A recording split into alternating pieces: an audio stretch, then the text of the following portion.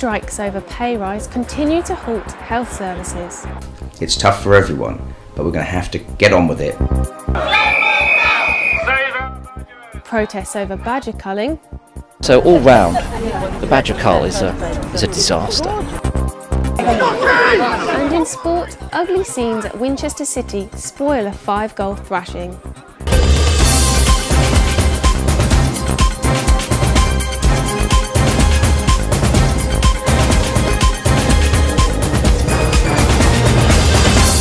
These stories are coming up soon, but first we go to the protest in Missouri which followed the decision not to prosecute a white policeman over the shooting of a black teenager. Angry crowds have protested for a second night after Darren Wilson killed Michael Brown in August. Earlier we spoke to our sister college, Eastern Illinois, about the levels of violence taking place in Ferguson. Brittany Borthwick from WEIU TV has the latest. So Brittany, how do you think the police have handled the situation? I believe that is how the police handled the situation and are handling the riots in the Ferguson area are the core of the divide we're seeing right now. There is some community members that think the police aren't handling it correctly, and there's other community members that believe they're handling it right. I can tell you it's not my decision to make whether they're handling it correctly or not, but I can tell you how they are handling it. As of Monday night, there was a police presence. The National Guard in St. Louis was on standby. I know they weren't called in, but there was tear gas. There was businesses burnt to a crisp. I know police continue to use tear gas. They increased their police presence. And also there was police cars vandalized and burned. There was reports of gunshots. So it got pretty violent Monday night. And I know the riots are still going on today, like I said. And could this problem happen in other American cities?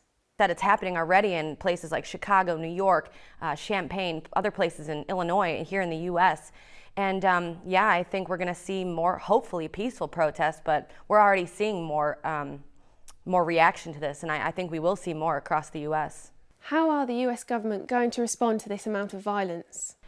I don't know. I think it's going to be tough for the police community and the residents near the Ferguson area to be on the same page. There's been a huge divide, like I said. I think it's going to take a lot of voices of officials and a lot of voices of residents to encourage peaceful protesting. And if people do want their voice heard and to take a stand on this matter, as everyone has an opinion on this, I think it should be in an equally divided way. And I believe that we should encourage peaceful protests so we can move forward. So one last question, Brittany, before you go. So how are the riots affecting those in Ferguson that are not rioting? I think it is affecting everybody, whether you're rioting or not, whether you're peacefully protesting or not, whether you're the media, whether you're a viewer at home. I think everyone, like I said, has an opinion on this. And I think, unfortunately, you're going to be on one side or the other. And hopefully, through all of the media attention and hopefully through people that will encourage peace, I think people on the other side that aren't rioting, hopefully they will have a positive impact on this. But I think it is affecting people that aren't rioting and are rioting. Thank you. We also have footage from James Henderson, a reporter from Northwest Missouri. He gets reaction from a student about the rioting. Ferguson ain't never been like this. It's always been so calm and so peaceful. Like, you really don't hear too much about anything. I feel like the police are doing, I really don't think they're doing what they're supposed to be doing. Like, it's just, I don't think it's right. Like, this law system is just, it's like they don't care, you know? It's like they just killing black men just to be doing it. Like, I don't understand. When I looked online, I saw everything was just destroyed. I was just thinking to myself, like, it's just getting way out of hand. Now, back to Winchester. There were pickets outside the Royal Hampshire County Hospital once again on Monday, as some NHS workers joined a national 4-hour strike. The action is over the government's refusal to implement a 1% pay rise recommended by an independent panel. Isaac Edwards has this report.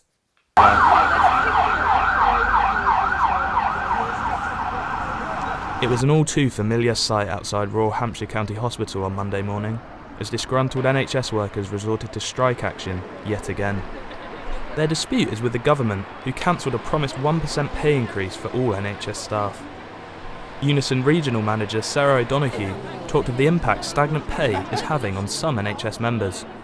You know, we have members who go to food banks, who are on benefits, because the pay is just not good enough. So they're finding it hard to cope on a personal level in terms of meeting daily living costs, but also they don't feel valued by the employer.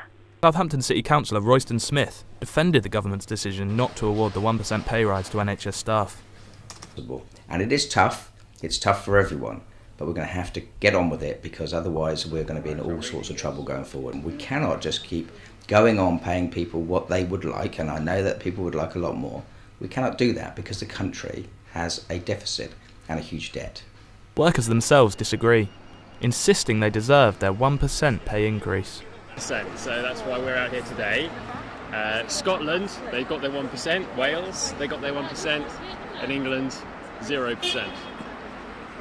With NHS workers here at Hampshire County Hospital striking for the third time in a month, it seems clear that the workers won't give up their 1% pay rise without a fight. Isaac Edwards, Winchester News Online, Winchester. Winchester Prison has experienced its highest levels of violence for several years, according to the prison's independent monitoring board. In response, the governor is recruiting more staff and introducing more security measures. Our crime correspondent Bracken Stockley has this exclusive interview with David Rogers. Prisoners who carry out assaults will face harsher punishments as prisons crack down on violence. Government figures show that in England and Wales, assaults on staff have risen by 12% in the last year. Winchester Prison has been described by the Independent Monitoring Board as very much work in progress, and much remains to be done. The admission of young adult offenders has led to a marked increase in violence, and there is said to be an atmosphere of gang culture. But the organisation acknowledged that the prison governor has made substantial progress across many areas. I would say staff are more anxious, clearly, because the assaults against staff nationally is going up, probably going up at a level that I haven't seen for a very long time. Does that cause me concern? Yes, it does. We have seen a significant rise in violence against staff in the last year, unfortunately, so we're doing a number of things to try and counter that. Certainly violence and gang crime isn't just linked to 18 to 20-year-olds, and one could argue actually gang crime in this area is linked to more, certainly prisoners who are older than that age group, but the 18 to 20-year-olds do cause significant harm to one another and to staff. Winchester Prison has been reclassified as a complex establishment. This means it now benefits from additional funding for prisoner care programmes. It is expected that prison officer vacancies in Winchester will be filled by the beginning of next year, meaning that there will be more frontline staff. Bracken Stockley, Winchester News Online, Winchester. Winchester was at the centre of a national campaign against badger culling this weekend. The protest was the 27th of its kind, and protesters called upon their celebrity friend Chris Packham for help. As environment correspondent, I had the details. Save our badgers! No more culls! Save our badgers! Hundreds of campaigners stormed Winchester this weekend as part of a national wildlife protest. This is the second year of badger culls in a 4-year project set out by the Environment Secretary. Campaigners have gathered with picket signs, badger costumes and leaflets to raise awareness against badger culling. Protesters question the need for the culls and their humaneness. So all round, the badger cull is a disaster. And to cause suffering, needless suffering, is abhorrent, which is beyond the pale, isn't it? This cull's still taking place. It's equally as invalid now as it was 6 months, as it was a year ago. Badger Trust CEO shared his concerns about how the cull was being carried out. The shooting process that they've gone forward with is very cruel and very ineffective. So we're telling the government that there is no justification for going on with this policy. It must stop now. Protesters felt strongly about the badger culls. I think it's an absolute disgrace and atrocity. It should never have started, it should never carry on. Innocent badgers are being killed and blamed for something that they cannot prove they are responsible for, which is bovine TB. DEFRA told Winol, England has the highest incidence of bovine TB in Europe, and this is threatening the future of our beef and dairy. Doing nothing is not an option. Campaigners will continue to lobby MPs before the general election, with the next march in Birmingham in 2015. Megan Fisher, Winchester News Online. Winchester News Online has won yet another award in the latest BJTC honours. We have won Newsday of the Year for the third time in a row. The prestigious award ceremony was hosted by Birmingham City University, and our producer Nicole Collas picked up the fantastic award. Investigations are still underway at the scene of last week's gas explosion in Shirley, Southampton. One house was completely destroyed and another severely damaged in the blast. A father and his 4-year-old daughter were pulled alive from the rubble. 2 men have been arrested after a tobacco factory was discovered in an industrial unit in Bishop's Waltham. Up to £300,000 worth of hand-rolling tobacco and processing machinery was recovered by custom officers. Meanwhile, a petition asking for a fixed tunnel link between the Isle of Wight and the mainland has been granted by the government. The petition comes after years of controversy getting on and off the island, with traffic issues, expensive ticket prices and a recent accident on the Whitelink ferry in July. Josh Behrens has this report. On Friday, the Isle of Wight County Press published a poll asking islanders their opinion on a bridge or tunnel connecting them to the mainland, an idea that has been debated for generations, which for the first time saw a majority of residents favourable to the plan. In an interview with the Daily Echo, Chancellor George Osborne pledged to support a possible fixed link, but only if it is wanted by the islanders. Supporters of the project argue that there is growing public demand to cut travel times across the Solent. It's a football that's been kicked around quite a while over the island, but it's gained momentum because the ferry companies don't seem to be listening to the locals. It's the gift of time, a phrase I've heard used. Let me give you an example. This time of year I go on the Argos website to buy things for Christmas, okay? And it will say, in stock at your nearest Argos, which is Gosport, across a load of water that will take me 2 ferry journeys, and it will take at least an hour and a half.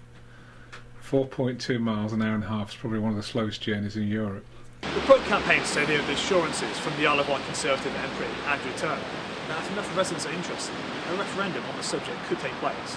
Opponents of the link, such as Councillor Henshaw, are concerned that the benefits of such a scheme are overstated for the islanders. Quite often the benefits have been overstated just to get the thing built, and then what's happened after that, the problems have surfaced. An online survey will be launched next year to confirm residents' views in anticipation of a possible future referendum. Josh Behrens, Winchester News Online. Winchester's one-way driving system is now out of date, according to a former highway and transport engineer. The council has accepted new plans to review the driving system after residents and local councillors identified its problems. Laura Harding has more. Unfit for the 21st century. These were the words used to describe Winchester's one-way driving system, which is set to be reviewed for improvements. The system has come under fire for contributing to air pollution and congestion within the city centre, as cars have to take longer routes around the city when they could be driving straight through it. I think whenever people need to travel in an area and they feel they're travelling considerably further than they need to get to their destination because they're going round a one-way system, then clearly there's an issue there. So I think there are probably quite a few people who would rather Friarsgate and possibly North Walls went back to being two-way. Mike Slynn is a resident of 33 years who recently spoke at a town forum regarding the situation and how it could be improved. The one-way system forces people to travel longer to get to where they want to, and not only that, it means that the buses also have a lot of dead mileage, so they're travelling over sections like North Walls where they don't really need to go. They should be going through the city centre. For now, the plans seem to have a handbrake on them. Laura Harding, Winchester News Online. With just a month to go until Christmas, the Winchester Christmas Market and the ice rink is in full swing this year. Thousands of people are expected to turn up throughout the festive season, and Adija Parker has the details. After its official opening on Friday, Winchester Christmas Market is getting busier as more people are coming to visit. Market exhibitors are excited about this year's turnout as it means more business. We need more people. More people, more business. Last year it was very, very busy. And I think it will be this year as well. The market comes alive at night with lights, music, festive foods, and an ice rink. It is also recognised as one of the best in Europe and is scheduled to run until the 21st of December. After a full day of Christmas shopping and taking in all the festivities that Winchester Christmas Market has to offer, it's nice to know there's some place you can go to have a rest. Nadija Parker, Winchester News Online. Now over to Amy Catlin with the sport. Thanks. Basingstoke Town's proposed new stadium plans have come under fire in recent weeks, with Basingstoke Heritage Society opposing the idea of using the Old Common as a building plot. Elliot Buckley reports. Basingstoke Town Football Club's exciting start to the season has been met with plans to build a new stadium on the Old Common. But it's not going to be an easy task as they face opposition from many people from the town, including members of the Basingstoke Heritage Society. It's a place where a lot of people walk their dogs, where they come for quiet recreation. Although we've got the War Memorial Park across the way, that's a very busy park, full up with children and families. So those are really the main reasons, is to keep the open space. The area is used for big events like Basingstoke Live or the annual firework display, as well as having a historical background. Then during the First World War it was used as encampments for all the troops moving down the A30 and out to Dover and across the Channel. So there were hundreds and hundreds and hundreds of troops camped up here. So it has quite an important place in the history of Basingstoke. Basingstoke Town announced the plans in September and have defended the plans, stating that the important thing we want to stress is that it's not just for the club, it's for the community at Basingstoke and the surrounding areas. It's not just for football, there will be a lot of community events going on. I can understand where they're coming from, but at the end of the day it's about the community, not one or two people. The community has had the opportunity to talk about it and vote on it and get their views in. Board meetings are undergoing with an announcement set to be made before 2015. So it seems that Basingstoke Heritage Society are confident that they can oppose these plans to build this new stadium, but only time will tell whether that is successful or not. Elliot Buckley, Winchester News Online, Basingstoke. There was a 5-goal thriller at the Denplan City ground as Winchester City took on Fawley AFC. Manager Paul Masters seems to have found his feet at the club as the free-scoring citizens have soared up the division table. Mark Betts has the action. Winchester pushed hard from the start and were rewarded for their early dominance when Warren Bentley bundled the ball home early on. Just 7 minutes later, Bentley then doubled his tally and the home side's lead. His outstretched leg met Adam Roberts' well-timed cross to put early daylight between the two sides.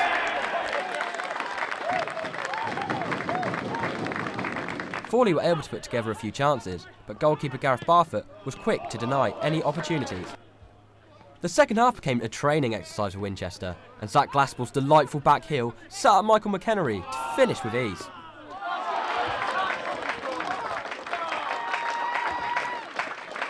Glaspell's fine footwork would not look out of place in the Premier League. Chris Mason's left foot volley wasn't dealt with by the Fawley keeper, Benjamin Bolt, who managed to get a hand to the dipping shot, but really should have done a lot better.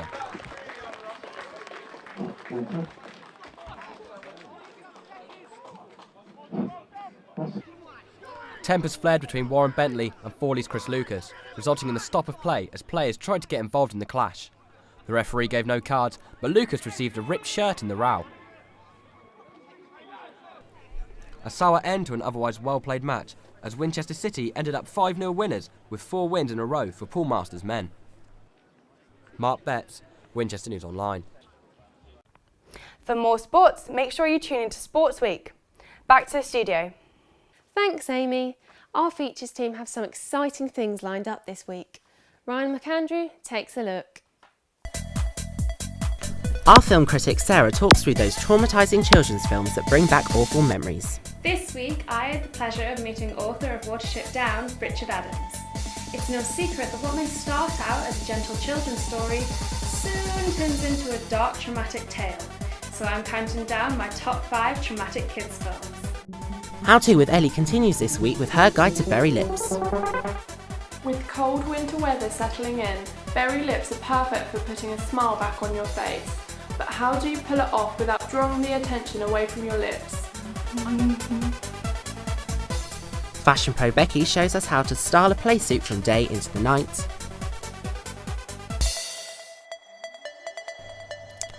And finally, the wine festival is in town this week. Our lifestyle writer Alice jumped at the chance to taste the latest wines. Be sure to check it out, it's a corker. For all this and more, head over to winol.co.uk and click on W2.